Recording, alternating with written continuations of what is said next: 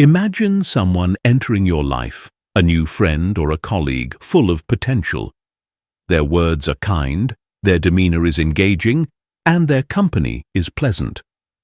But over time, subtle habits start to emerge, habits that gradually chip away at the respect you once had for them. Perhaps they always talk over you, cancel plans last minute, or share secrets that aren't theirs to tell. These behaviors might seem minor, even trivial at first, but they carry more weight than we realize. Respect is built on small, consistent actions, while the wrong habits can destroy it almost instantly. Today, I'm going to share with you 4 toxic habits that can lead people to lose respect for you. These aren't just innocent quirks. They are behaviors that, if left unchecked, can harm relationships, tarnish reputations, and leave a lingering impact that's hard to repair. Have you ever felt the sting of being dismissed by someone you thought was a friend? Or perhaps, reflecting honestly, can you recognize any of these habits in yourself? The ancient philosophy of Stoicism offers us a powerful perspective on character and integrity, ideals that stand against these habits. Let's take a journey to see how these habits play out, and by the end, maybe you'll see where there's room for growth in yourself, or even in the people around you. The 4th habit is the one most people tend to overlook, yet it's often the most destructive. Make sure you don't miss it, because it might just reveal something crucial about yourself. So, let's dive in. 1. The habit of gossiping. What do you say about others when they're not around? Meet Clara, a well-liked figure in her friend group and workplace. Her social charm is undeniable. She's someone you could spend hours with, feeling entertained by her stories and her knack for humor. But Clara has a habit she doesn't recognize as problematic. She gossips, often and without restraint. It started subtly in college, where sharing secrets and rumors became a bonding ritual for her group of friends.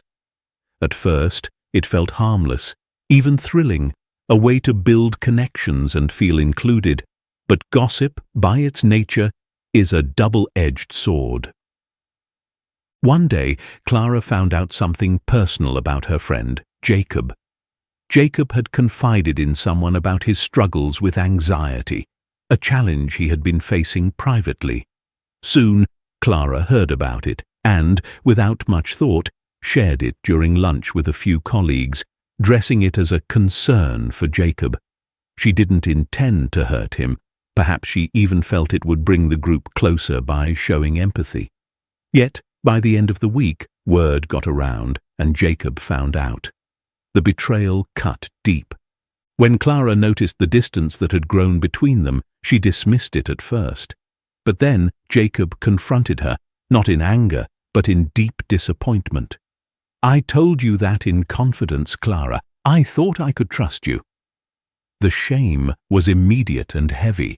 Clara realized in that moment that her words, meant as casual conversation, had eroded trust, something Stoicism warns us against time and time again. The teachings of Stoicism encourage us to guard our words and respect the privacy of others. By indulging in gossip, we don't just damage relationships, we signal a lack of integrity. Epictetus, a Stoic philosopher, advises us to focus on our own character and actions, leaving others to manage their own affairs. When we gossip, we're not only wasting precious time, but also damaging the very bonds we think we're strengthening. Why gossip erodes respect? But why does gossiping make others lose respect for you? It's simple. When you gossip, people start to wonder what you might say about them when they're not around. In every word, you communicate something about your values, even unintentionally. Think about it. If you freely share details about others, why would anyone trust you with their own secrets? Respect is grounded in trust, and gossip shatters that foundation. Gossiping doesn't just paint you in a negative light to others, it also breeds negativity within yourself. When we talk negatively about others, we cultivate a mindset that focuses on the faults and shortcomings of those around us, often ignoring our own. This behavior stands against the principles of Stoicism, which emphasize self-reflection and responsibility over meddling in the affairs of others. A lesson in restraint. Consider this. The next time you're in a conversation and feel the urge to share a rumor or something personal about someone else, pause. Ask yourself, am I adding value to this conversation? Imagine if the roles were reversed. Would you want someone sharing your vulnerabilities as casual entertainment? When we practice restraint, we build a kind of inner dignity that strengthens our character and ultimately earns the respect of those around us. After her experience with Jacob, Clara decided to change. She chose to keep conversations positive and productive, resisting the pull of gossip.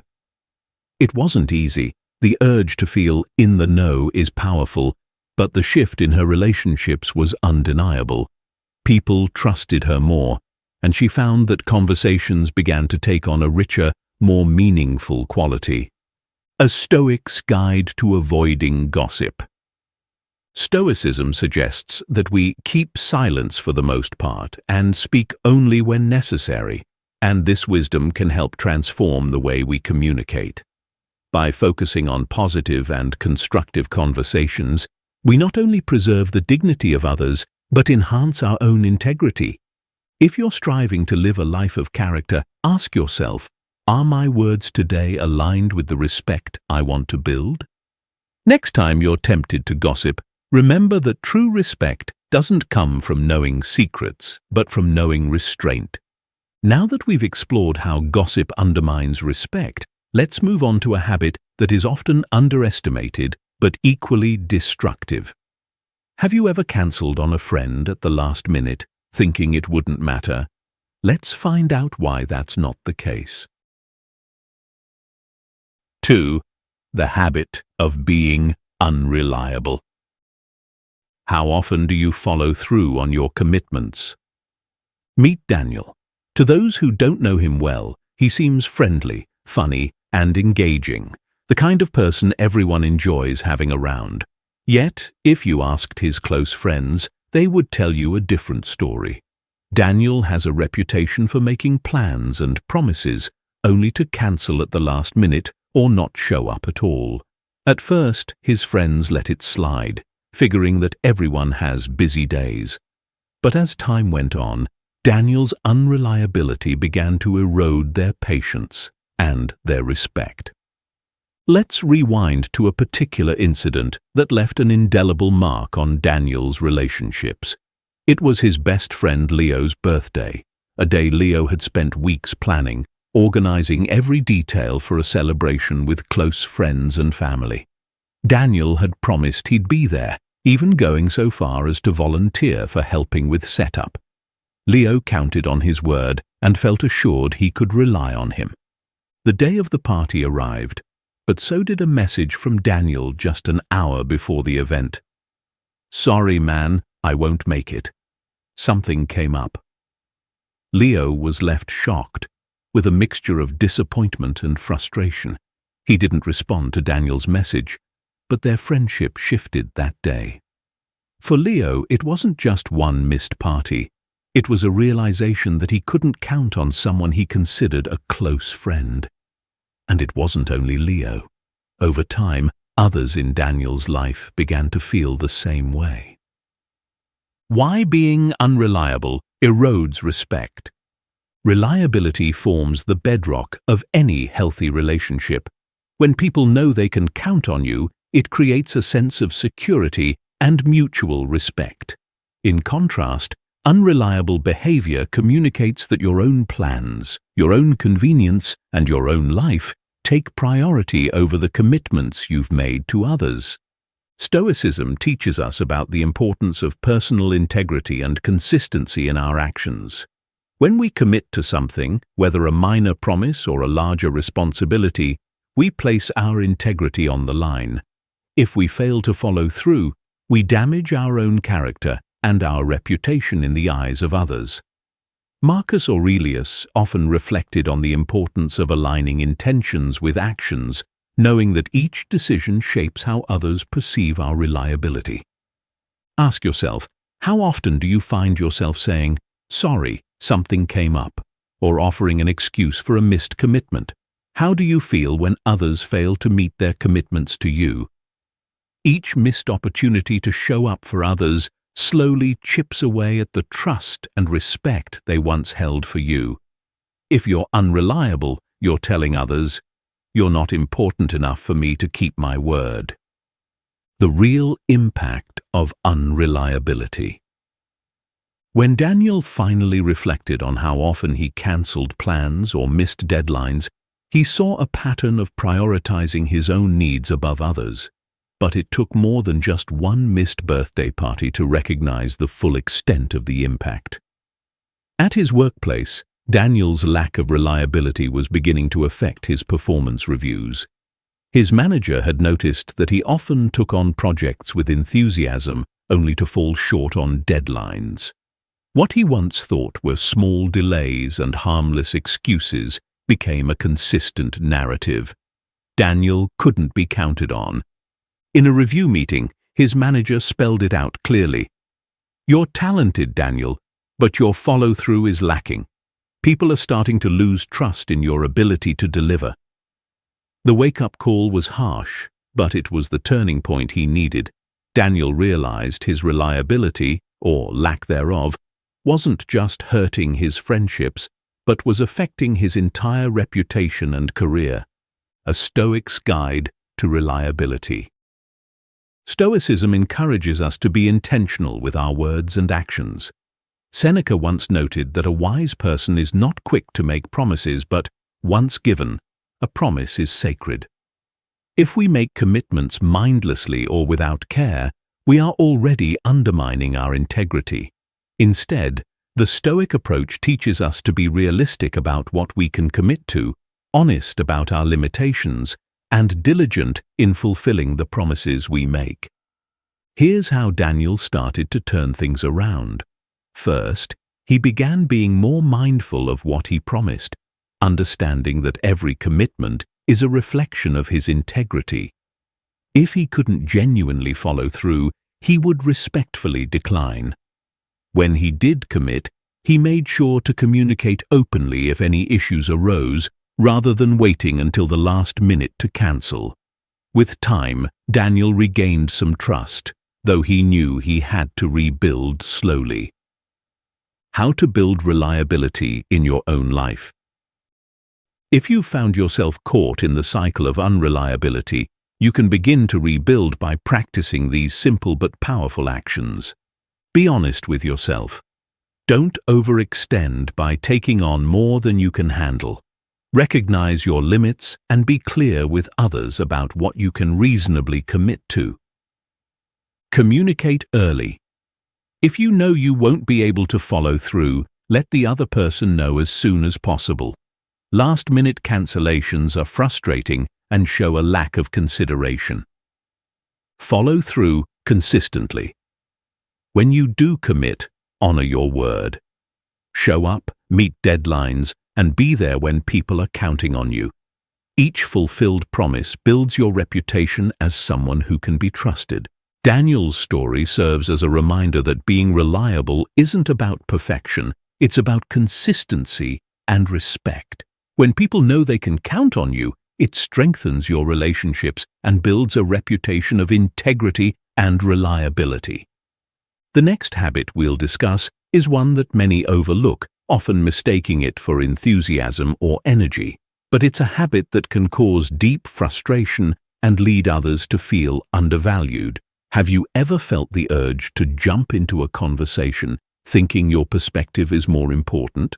Let's talk about interrupting others and why it's a habit worth breaking. 3. The habit of interrupting others. Do you truly listen, or are you just waiting for your turn to speak? Let me introduce you to Lisa, a bright and ambitious young woman who, in her own words, simply can't help but share her ideas. Her friends describe her as intelligent and quick-thinking, and her managers praise her for her insight and energy. However, there's one trait that's consistently held her back. Lisa has a habit of interrupting others mid-sentence. At first, people assumed she was just enthusiastic, eager to contribute. But over time, her co-workers, friends, and even family began to feel dismissed and overlooked. It all came to a head during an important project meeting at work. Lisa's team was brainstorming solutions to a challenging issue, and as usual, she was quick to share her thoughts. However, her habit of cutting people off meant that other voices were lost, and valuable perspectives went unheard. Halfway through the meeting, her manager, Sarah, paused the discussion and addressed Lisa directly. "Lisa, I'd like you to let others finish before you jump in. Every perspective here is valuable." Lisa was taken aback. She hadn't realized the impact of her behavior.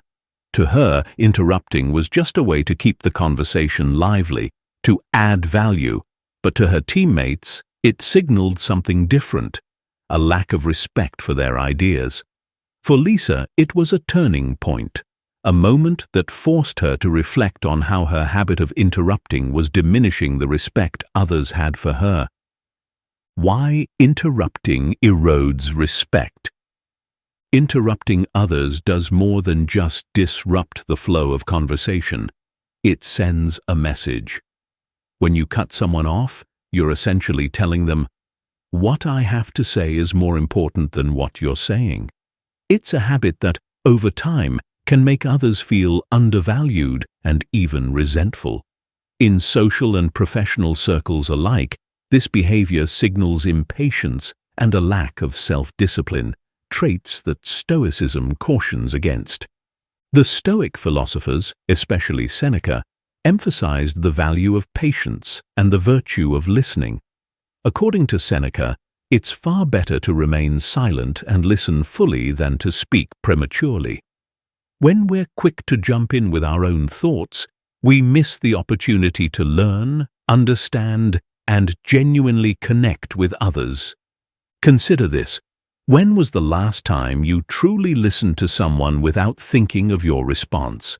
When was the last time you allowed someone to finish their story or idea, even if you disagreed or had a different perspective? Interrupting doesn't just rob others of their voice. It robs you of the chance to grow and connect on a deeper level. The real impact of interrupting others. For Lisa, her tendency to interrupt was affecting her personal relationships as well. One evening, she met her friend, Marissa, who had been going through a difficult time with her family. As Marissa opened up, Lisa kept interjecting with her own thoughts, stories, and suggestions, thinking she was helping. Finally, Marissa paused, took a deep breath, and said, "Lisa, could you just let me finish? I really need someone to listen right now." The effect was immediate. Lisa saw the hurt and frustration in Marissa's eyes and felt a pang of guilt. Her friend didn't need solutions or comparisons. She needed to feel heard. It was a painful lesson, but a necessary one. Lisa realized that her constant need to share her perspective was more about her than anyone else. She had been prioritizing her own voice over the voices of others, and it had cost her the trust and respect of people she cared about. A Stoic's Guide to Listening, Stoicism teaches us the value of restraint and presence in every interaction. Epictetus often advised his followers to be quick to listen and slow to speak, cultivating a mindset of curiosity rather than self-assertion. True respect in conversation comes from attentiveness, from allowing others to fully express their thoughts before we respond. Lisa decided to adopt a new approach. In her meetings and conversations, she began practicing active listening. Instead of formulating her response while others spoke, she focused on their words, maintaining eye contact, and giving them the space to finish. This small shift made a big difference. Her colleagues noticed her attentiveness and began engaging with her more openly. Marissa, too, felt the change and gradually started confiding in Lisa again, knowing she had a friend who would truly listen. How to break the habit of interrupting. If you find yourself often interrupting others, try these strategies to foster respect and deepen your relationships. Practice active listening. When someone is speaking, focus entirely on their words. Don't formulate a response until they're finished. This practice enhances your understanding and shows genuine interest. Pause before responding. Take a brief moment before jumping in, even after they finish speaking. This pause helps you gather your thoughts and prevents hasty interruptions. Reflect on your intentions. Ask yourself, am I interrupting to add value or because I want to be heard? Understanding your motivations can help you approach conversations with more humility and patience. Invite others to speak. Make a conscious effort to ask questions and encourage quieter members of the conversation to share their perspectives. This builds trust and shows that you value diverse viewpoints. In the end, Lisa found that listening brought her a sense of calm she hadn't expected. She felt less pressured to prove herself and more at ease with allowing others to share the spotlight. Through her journey, she learned that real respect isn't earned by being the loudest voice in the room, but by honoring the voices of those around you. Interrupting is a habit many of us fall into, often without realizing its impact. Breaking it requires patience, humility, and a commitment to bettering our character, a hallmark of Stoicism. If you've recognized a bit of Lisa's story in yourself, remember that it's never too late to change. Now that we've explored the subtle art of listening, let's turn to the final habit, one that can silently poison relationships and leave a lasting impact. Do you find yourself focusing on problems rather than solutions? Let's talk about the destructive habit of constant complaining. 4. The habit of constant complaining. Are you focused on what's wrong or on what you can make right? Finally, let's meet Alex, a dedicated professional and someone who, on the surface, has a seemingly justified reason to complain.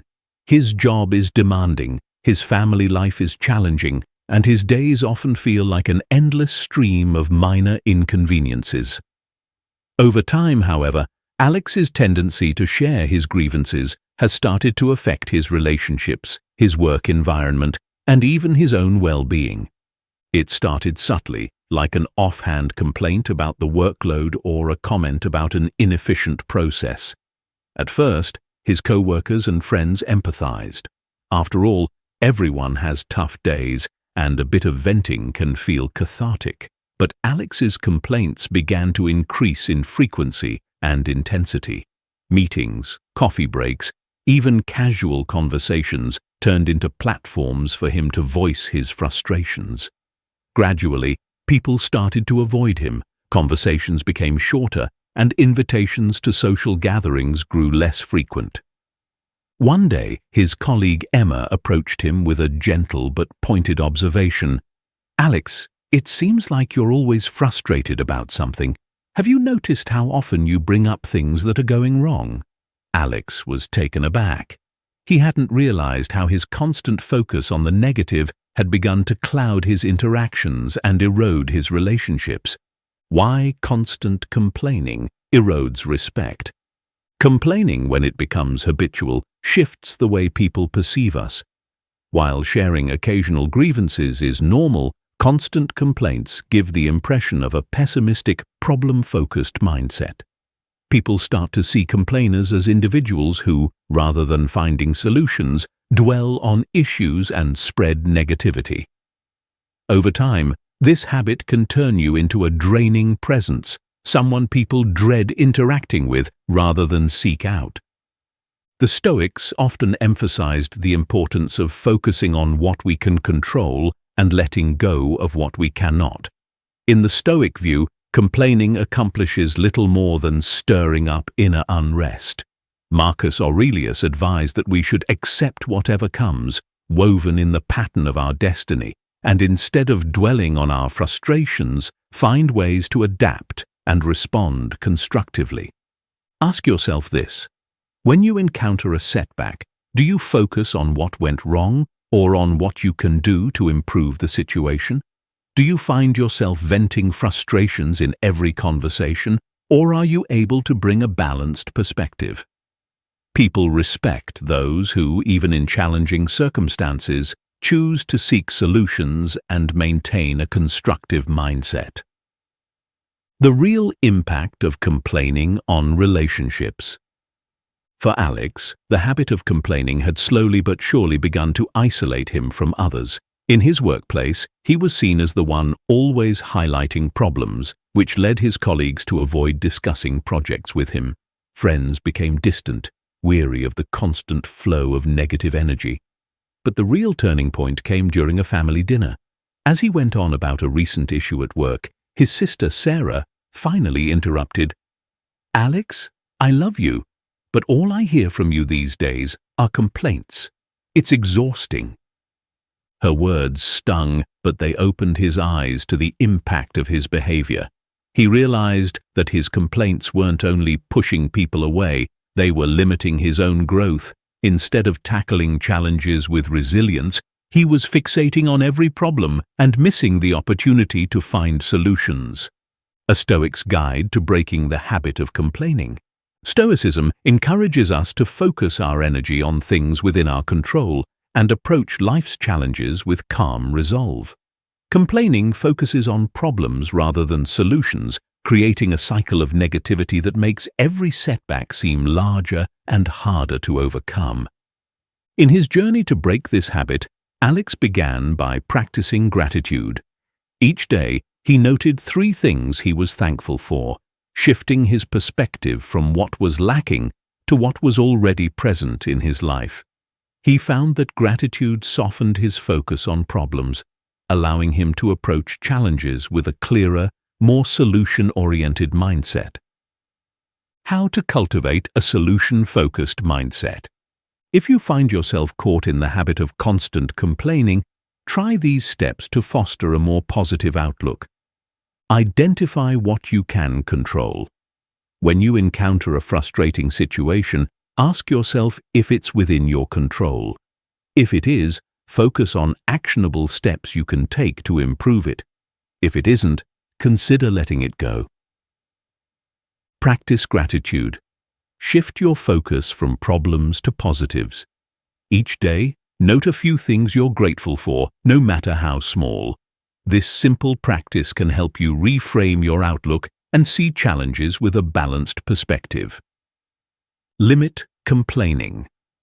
Set a personal boundary, such as only allowing yourself to express frustrations once per day, and only if it's constructive. This will encourage you to reserve your energy for conversations that add value and foster respect. Seek solutions, not sympathy. When you feel the urge to complain, ask yourself what could improve the situation. Shifting from a problem mindset to a solution mindset will change how people perceive you, making you someone who takes action rather than merely voices discontent. Alex found that as he started focusing on solutions rather than complaints, his relationships began to improve.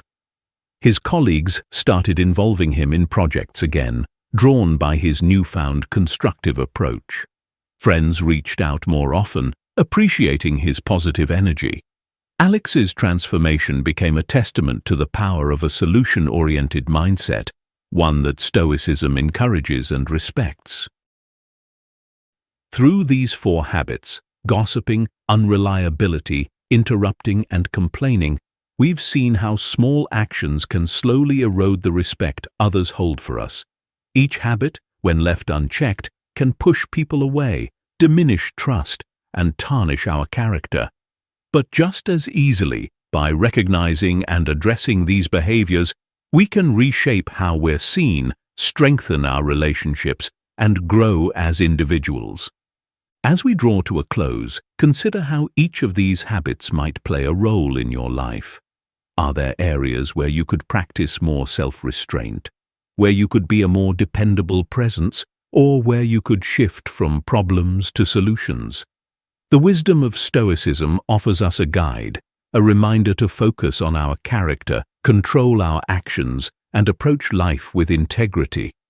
If this journey through these habits has resonated with you, I invite you to share your thoughts in the comments below. Let's start a conversation on how we can each cultivate respect through character and self-discipline. Don't forget to like this video, subscribe for more Stoic insights, and share it with someone who might need a reminder about the power of these habits. Thank you for watching, and may you live a life of respect, wisdom, and inner strength. Stay strong, stay Stoic.